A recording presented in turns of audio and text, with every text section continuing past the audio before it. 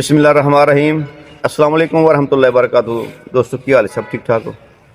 अज इंशाअल्लाह बाबा जी कोलों वर्किया हड़ताल बनाने का जो आसान तरीका वो पुछने जेडे साढ़े दोस्त शौक रखते हैं वो इस वीडियो में मुकम्मल तौर पर वेखन और अगे भी शेयर करन। जेडे दोस्त वर्किया कायम करना चाहते हैं, बनाना चाहते हैं, वो बाबा जी की तफसील पुछने अज। हाँ जी बाबा जी दसो जरा। तमाम वीडियो देखने और सुनने वालों दिल दियां था गहराइयां तो भाई अस्सलाम वालेकुम और मालक इन्हां ते रहमत आ फरमाए। तमाम जितने भी कीमिया च दिलचस्पी रखते हैं या सन्यासी लोग ने उन्होंने वास्ते कमाल की एक वीडियो अलहमदुलिल्लाह तुहानूं दिती जा रही है कि वर्किया इंटरनेट ते पहली दफ़ा यह नुस्खा असी आम किया सन 2008 च भी और पहली वीडियो तफसीली जा रही है। वर्किया मारन का सब तो आसान तरीका ते वर्किया दे फायदे जेड़े जेड़े हुक्म दना ने अकलमंद ने ये को बड़ा कम लेंदे ने।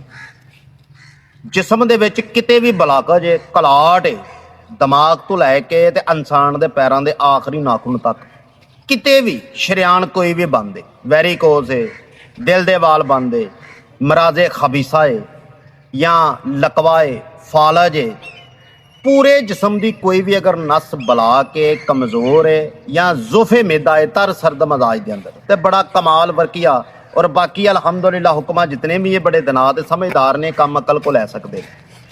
वर्किया एक तोला जैनवन लै लेना, एक ढेली लैनी है, अद्ध पा 7 अजवैन लै लैनी है। ये 4 हिस्सों के अद्ध अद्ध पा तो हाँ 7 अजवैन लै लैनी है तो जैनवन लैनी है।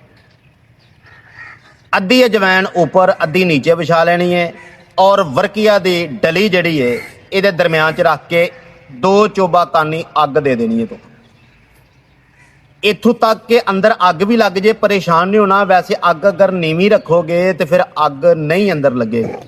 ये 4 वारी तुसां 7 अजवैन अलहमदुलिल्लाह जला देनी है। वर्किया तुहाडा कायम अलहमदुलिल्लाह जुम्मेदारी दे नाल बन गया।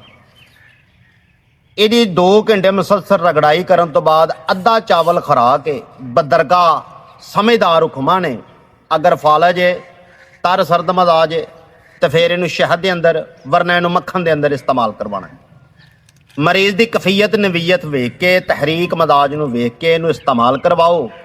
ये वर्किया तुहाडा सब तो आसान तरीके नाल बन गया, कायम हो गया, कुश्ता हो गया और ये कोलों तुसी हज़ारां किस्म के फायदे लै सकते जी। अगर ना समझ आए नीचे व्हाट्सअप चल रहा, तुसीं तस्दीक करना चाहो, वेखना चाहो तो वीडियो कॉल पर वेख सकते जे, पुछना चाहो तो तुसीं पुछ भी सकते जी व्हाट्सअप।